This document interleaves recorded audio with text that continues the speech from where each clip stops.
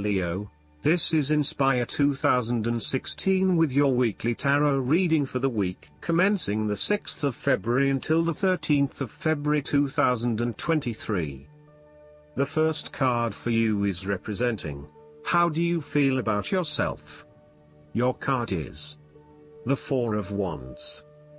This is the time to get together with your family and friends and to celebrate all the wonderful times that you have had together. Often, this card reflects the holiday period where you get together with the extended family and join in a celebration. Alternatively, it may be as simple as inviting your closest friends over for an intimate dinner and a few glasses of nice wine. The Four of Wands often points to a marriage, engagement, birth of a child, a birthday, graduation or other type of celebration that marks a special milestone.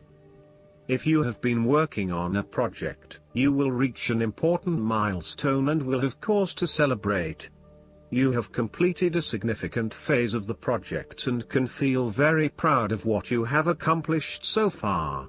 This card augurs a time of joy and satisfaction in life and represents the personal gratification of a job well done, a goal attained, and a vision beginning to be realized.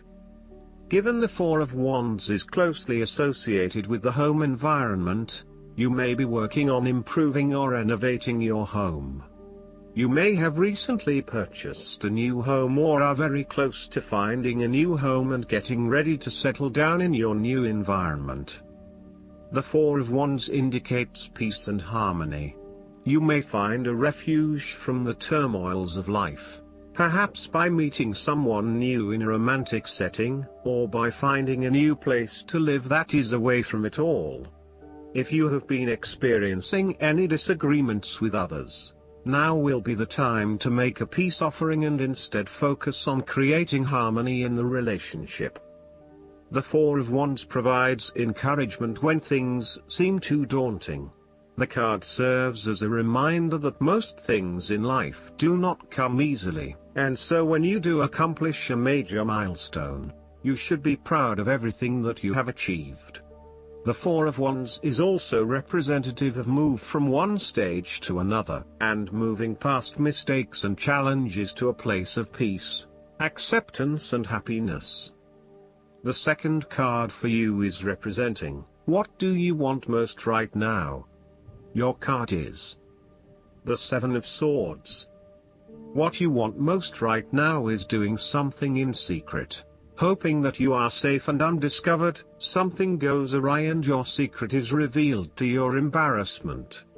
This card therefore urges caution when attempting to use cunning or deception to gain an advantage over someone or something else. There is no question that there are times in life when it is necessary to act shrewdly or do something in secret. Perhaps you had to think on your feet and act in a way that was not exactly all above board.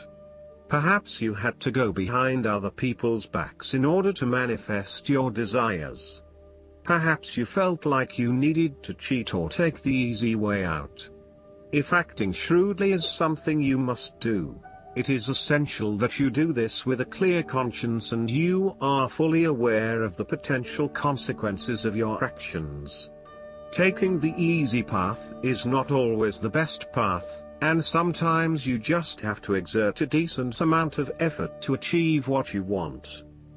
You may be tempted to sneak away from a particular situation that is not working for you anymore, rather than dealing with it head-on. As you do not feel ready to deal with the issues, you are aiming for a solution where you can just escape and not have to worry about it all. Are you trying to run away from commitment, responsibility, hard work or love? You may be procrastinating, letting problems slip and become worse because you do not want to deal with them. Sometimes you just have to face what has to be faced. So, the question is this realistic? Will this escape really accomplish what you want to and need to accomplish? Will it address the fundamental issues at hand here? The likely answer is no, and it may simply be an easy way out for now. On the flip side, You also need to be very cautious and wary so that you do not become a victim of someone else's deception, betrayal, cheating and false motives. You may trust someone who then turns out to be running their own agenda, leaving you high and dry.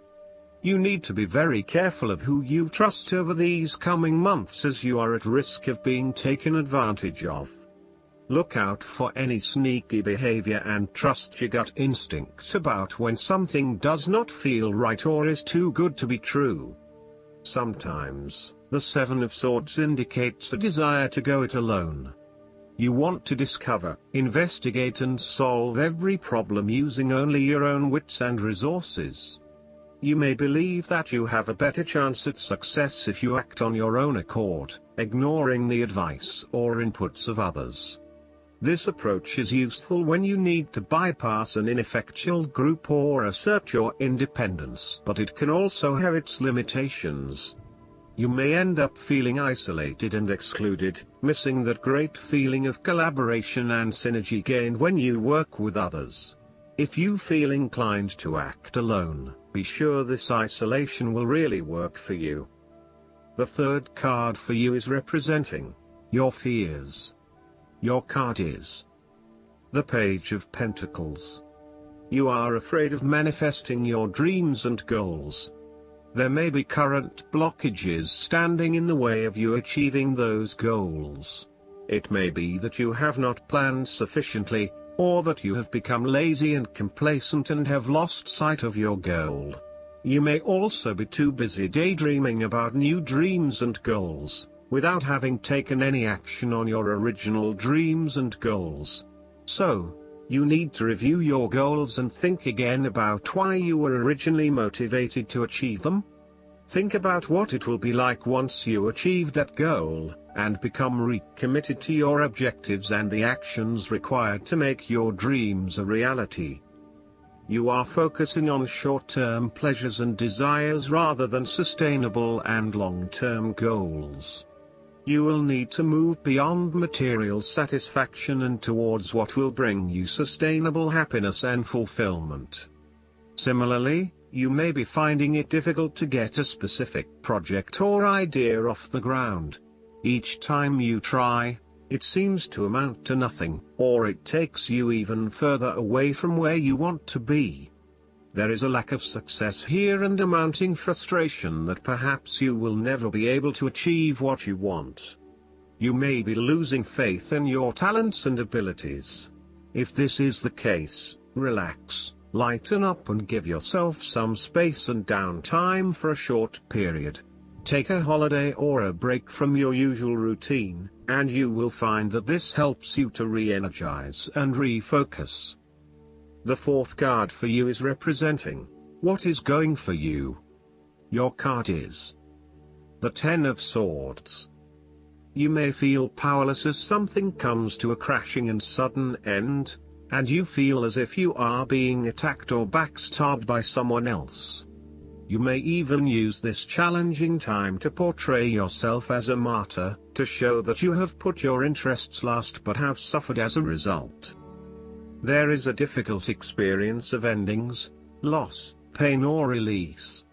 However, the saving grace is that you have a new awareness and a positive sense of relief that the difficulty and pain will soon be over and will evolve into something new. As with all endings, there will be a new beginning, a rebirth, and a rejuvenation of the spirit. So, while this card may seem negative at first glance, it is a card of help and an indication that your troubles will not be permanent. Furthermore, this is the final moment, and no more pain will come to you from that source. It is darkest before the dawn, and as gloomy as it looks, the sun will rise again. It can only get better from here. The Ten of Swords is about letting go and accepting your current circumstances. You no longer resist change but allow it to happen, even if it causes some initial pain and hurt to you. You accept that there must be change in order to facilitate renewal, and you allow it to occur rather than fighting it.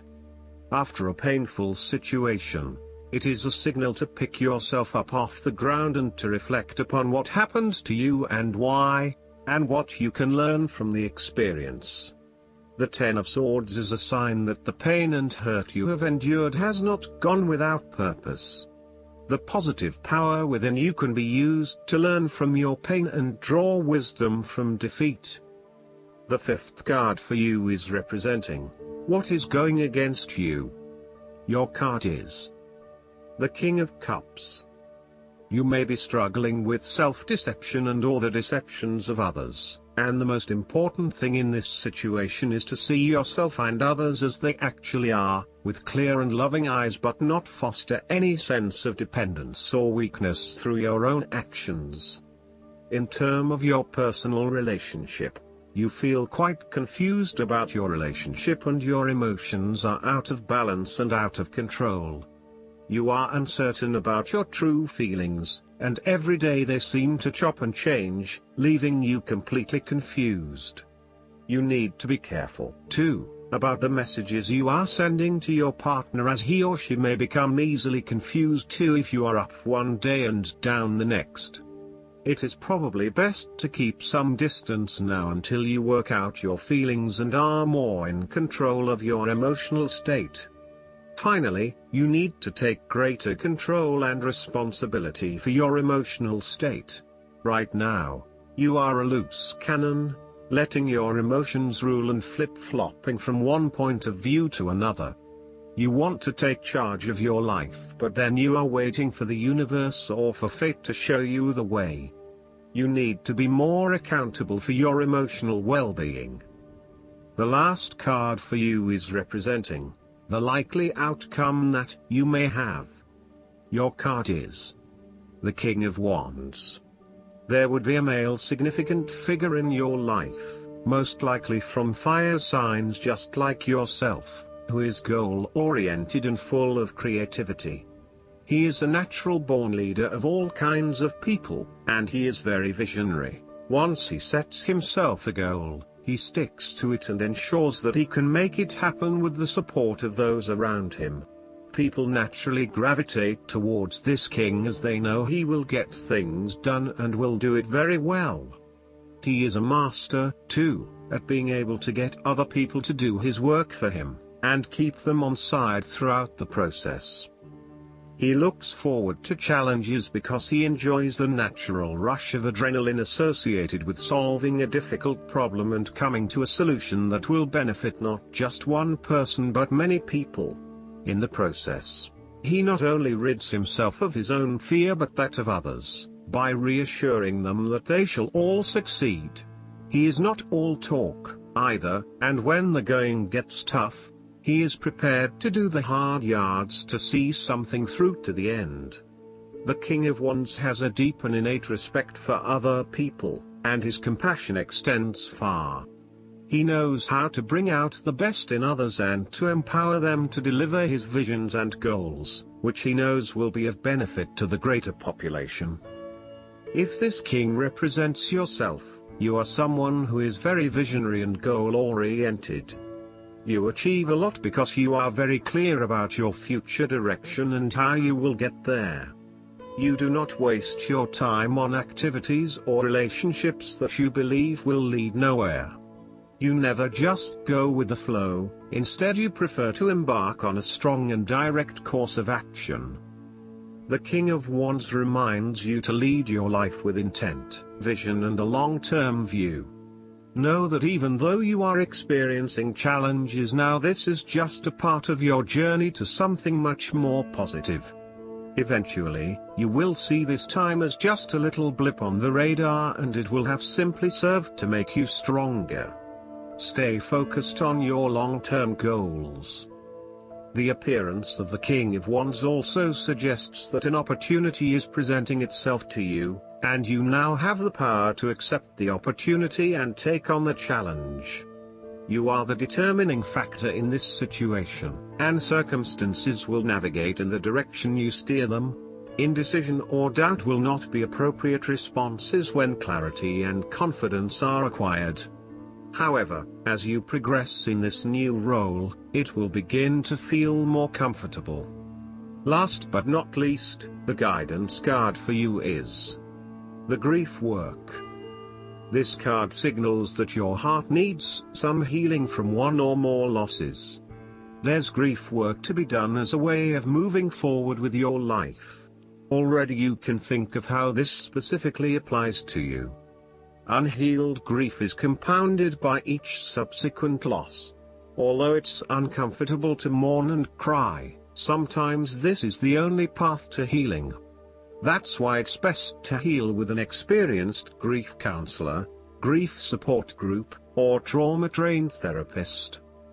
Loss is one of the more painful processes of change, yet it can also help us develop compassion and more appreciation for life. I hope that you enjoy everything, and if you like the reading, just please click subscribe and you will get instant notifications every time we publish a new video right to your YouTube.